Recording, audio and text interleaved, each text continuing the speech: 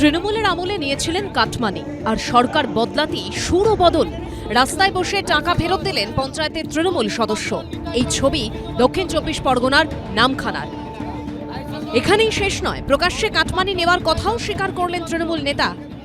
আমি অবশ্যই স্বীকার করছি যে এটা আমার ভুল, এটা আমার ভুল। আজকের দিনে দাঁড়িয়ে যে টাকাটা সাধারণ মানুষ যে টাকাটা দিয়েছিল, সেই টাকাটা আমি এই জায়গা থেকে আজকের আমি ফেরত দিতে চাই। আমি সাধারণ মানুষকে অন্যায় করেছি, সেই অন্যায় যা শাস্তি দিতে চায় গ্রামবাসী এবং আপনারা, সেটা আমি মাথা পেতে চাইছি। এই বলে আমাদের বাড়ির তরে দ্বিতীয় কিস্তি টাকা ঢোকাবে, এই তরে তোমাদের 5000 টাকা করে দিতে হবে, এই তরে দিয়েছিলাম আর আজকে সেই টাকা ফেরত পেলাম। অভিযুক্ত তৃণমূল নেতা মাধবচন্দ্র লায়া শিবরামপুর গ্রাম পঞ্চায়েতের তৃণমূলের পঞ্চায়েত সদস্য। স্থানীয় বাসিন্দাদের একাংশের অভিযোগ, তৃণমূলের আমলে বাংলার বাড়ি প্রকল্পে দ্বিতীয় কিস্তির টাকা পাইয়ে দেওয়ার নামে টাকা চান ওই তৃণমূল নেতা। গ্রামের প্রায় 45 জনের কাছ থেকে 5000 টাকা করে নিয়েছিলেন। আমাদেরকে বলা হয়েছে যদি প্রথম কিস্তির টাকা ঢুকে গেছে, দ্বিতীয় কিস্তির টাকা ঢুকতে গেলে 5000 টাকা করে না দিলে আর তোমাদের টাকা দেওয়া হবে না। ও প্রকাশ্যে স্বীকারও করেছে যে ওই টাকা ও নিজে খরচ করেনি, ওই টাকা উপরের নেতাদেরকে ও পৌঁছে দিই। আমরা চাই আগামী দিনে এইভাবে স্বেচ্ছায় যারা দিচ্ছে গরিব মানুষ তাদের কাটমানির টাকা ফেরত পেয়ে যাক।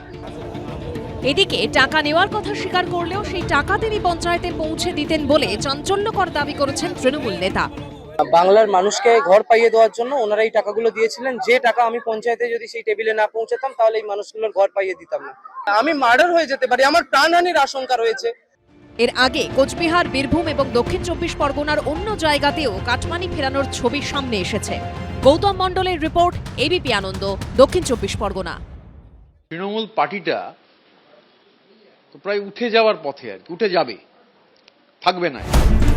তৃণমূলের পরিষদীয় দলের ভাঙন কি স্রেফ সময়ের অপেক্ষা? ক্ষমতা হারানো তৃণমূল কি এবার খান খান হয়ে যাবে? দলের রাশ কি মমতা বন্দ্যোপাধ্যায়ের হাতের বাইরে চলে গেছে? এই প্রশ্নগুলোই এখন ক্রমশ জোরালো হচ্ছে, কারণ 4 মের পর থেকে তৃণমূলের ওপর থেকে নিচ সর্বত্র শুধু বিদ্রোহ। সাংসদ, বিধায়ক, কাউন্সিলর কেউ বাদ নেই।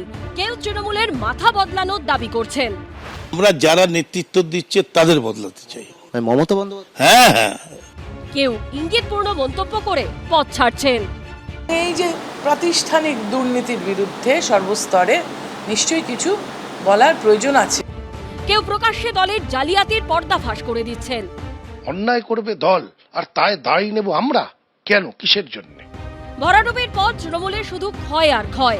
এমনকি খোদ মমতা বন্দ্যোপাধ্যায়ের ডাকা বৈঠকে ক্রমশ কমছে বিধায়কদের হাজিরার সংখ্যা। ফল ঘোষণার পর 6ই মে কালীঘাটের বাড়িতে তৃণমূল নেত্রী যে বৈঠক দেখেছিলেন, সেখানে জয়ী 80 জনের মধ্যে উপস্থিত ছিলেন 71 জন। 19 মে দ্বিতীয় বৈঠকে সেই সংখ্যাটাই নেমে আসে 65-তে, আর 31 মে তা একেবারে তলানিতে গিয়ে দাঁড়ায় 20-তে। এই করাপশন নিয়ে একটা ফোর্স চলতে পারে না, চলবে না।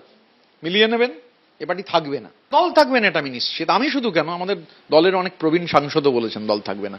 তৃণমূল কংগ্রেসটাকে আপনারা ভাঙতে চান, যতই ভাঙার চেষ্টা করুন এটা আরো শক্তিশালী হবে। 1.5 দশক ক্ষমতায় থাকাকালীন তৃণমূল কি করেছে তার ফাইল এবার একে একে খুলছে। কিন্তু ফাইল খুলতে খুলতে তৃণমূলের নামটা কি স্রেফ ফাইলেই থেকে যাবে? দল কি উবে যাবে? আশাবুল হোসেনের রিপোর্ট, এবিপি আনন্দ। এবিপি আনন্দ, এগিয়ে থাকে, এগিয়ে রাখে।